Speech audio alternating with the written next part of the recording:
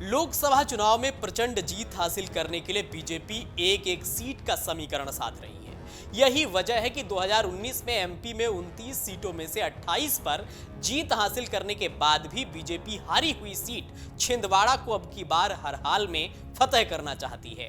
Bharatiya Janata party ने 2019 के लोकसभा चुनाव में मध्य प्रदेश की 29 में से 28 सीटें जीत ली थी। तब कांग्रेस के टिकट पर उम्मीदवार रहे ज्योतिरादित्य सिंधिया जैसे दिग्गज नेता गुना का अपना गढ़ भी नहीं बचा सके थे। लेकिन सूबे की एक सीट ऐसी भी थी जहां बीजेपी को शिकस्त का सामना करना पड़ा था। वो सीट थी छिंदवाड़ा। कमलनाथ की परंपरागत सीट से कांग्रेस के टिकट पर उतरे उनके पुत्र नकुलनाथ चुनावी बाजी जीतकर लोकसभा पहुंचने में सफल रहे थे।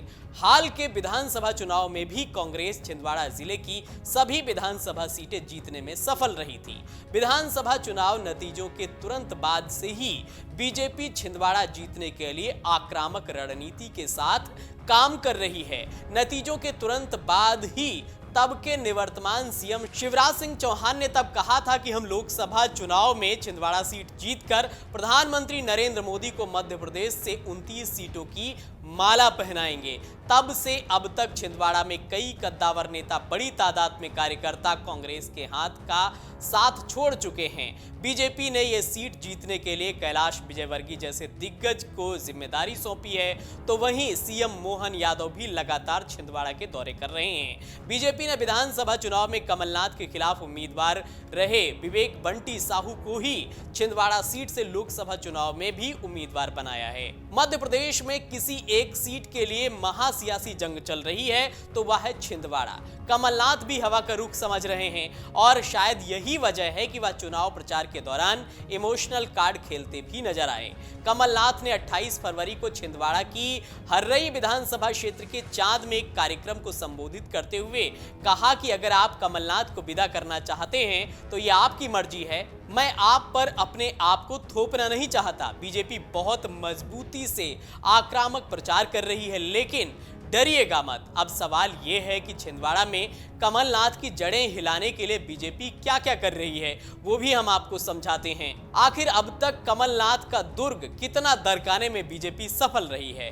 22 फरवरी 2024 की अगर बात करें तो मुख्यमंत्री मोहन यादव ने छिंदवाड़ा में 104 करोड़ की विकास परियोजनाओं की सौगात दी और जन आभार यात्रा निकाली। सीएम मोहन यादव की मौजूदगी में कमलनाथ के करीबी रहे कांग्रेस के प्रदेश महासचिव उज्जवल सिंह चौहान के साथ ही करीब 1500 नेताओं और कार्यकर्ताओं ने हाथ का साथ छोड़कर बीजेपी का दामन थाम लिया।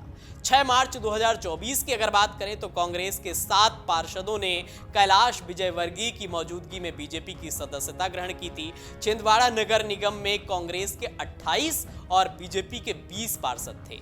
इस दल बदल के बाद नगर निगम में बीजेपी की स्ट्रेंथ 27 पहुंच गई थी, जबकि कांग्रेस 20 पर आ गई है। 18 मार्च 2024 की अगर बात करें तो कमलनाथ के करीबियों में गिने जाने वाले सैयद जफर को एमपी बीजेपी के अध्यक्ष वीडी शर्मा और मुख्यमंत्री मोहन यादव ने बीजेपी की सदस्यता ग्रहण कराई। सैयद जफर मध्य प्रदेश कांग्रेस के महामंत्री, मीडिया विभाग के उपाध्यक्ष और प्रदेश प्रवक्ता रह चुके हैं। 21 मार्च 2024 के घटनाक्रम की बात करें तो कमलनाथ के भरोसेमंद दीपक सक्सेना अपने बेटे अजय सक्सेना के साथ बीजेपी में शामिल हो गए।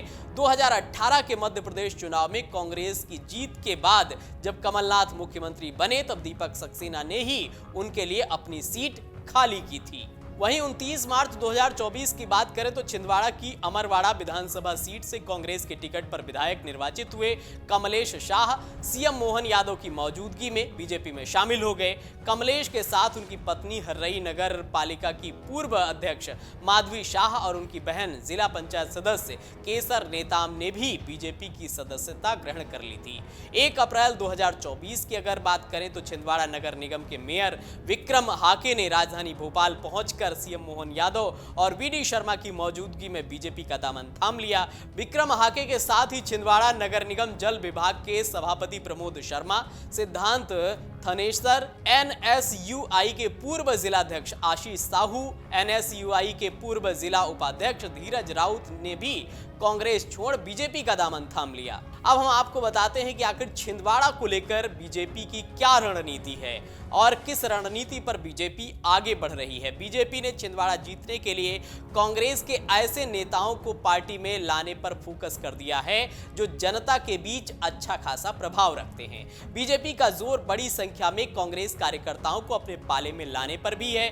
पार्टी को लगता है कि इससे कांग्रेस का संगठन जमीन पर कमजोर पड़ेगा और बीजेपी को मनोवैज्ञानिक बढ़त मिल सकेगी। बीजेपी ने कांग्रेस के 50,000 कार्यकर्ताओं को पार्टी में लाने का लक्ष्य रखा है। फोकस केंद्र और राज्य सरकारों की योजनाओं के लाभार्थियों पर भी है। छिंदवाड़ा में फ्री राशन योजना के 16 लाख लाभार्थी हैं और आयुष्मान कार्ड धारकों की तादाद भी 14 लाख है।